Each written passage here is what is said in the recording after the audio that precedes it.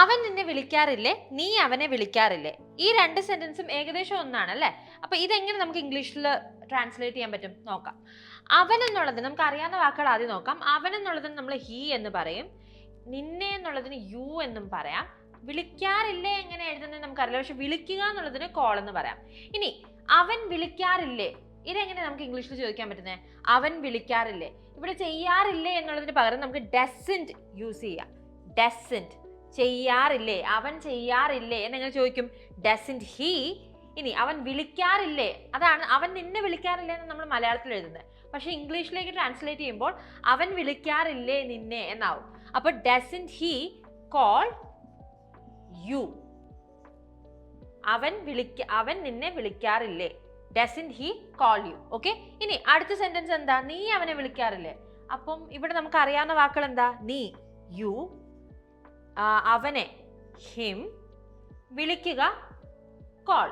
അപ്പൊ doesn't you call him എന്ന് വരും അല്ലേ? ഇല്ല, വരില്ല. കാരണം നീ വിളിക്കാറില്ലേ അല്ലെങ്കിൽ നീ ചെയ്യാറില്ലേ എന്ന് വരുമ്പം ഡസൻറ്റ് അല്ല വരുന്നത്, ഡോണ്ട് ആണ് വരുന്നത്. അപ്പൊ നമുക്ക് ഈ സെന്റൻസ് എങ്ങനെ എഴുതാം? ഡോണ്ട്.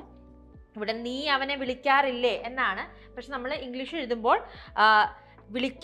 ചെയ്യാറില്ലേ എന്നുള്ളത് ആദ്യം വരും, ഡോണ്ട് ആദ്യം വരും, അതിനുശേഷം നീ എന്നുള്ള വാക്കാണ് വരുന്നത്, ഡോണ്ട് യു.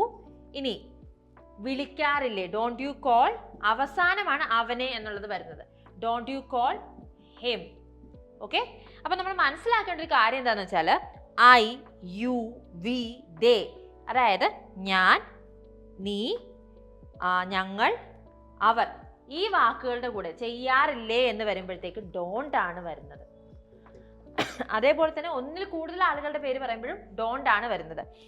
അതേപോലെ ഹി, ഷീ, ഇറ്റ്, ഒരു വ്യക്തിയുടെ കാര്യമൊക്കെ പറയുന്ന സമയത്ത് അവർ ചെയ്യാറില്ലേ എന്ന് പറയുമ്പോഴത്തേക്ക് എന്താ വരിക? ഡസൻറ്റ് ആണ് വരിക, ഡസൻറ്റ് ആണ് വരിക. ഓക്കെ. അപ്പൊ ഇതാണ് നിങ്ങൾ മനസ്സിലാക്കേണ്ട കാര്യം. അവൻ നിന്നെ വിളിക്കാറില്ലേ, ഡസൻറ്റ് ഹി കോൾ യു. നീ അവനെ വിളിക്കാറില്ലേ, don't you call you. Thank you. English Mitra. Stop worrying, start learning.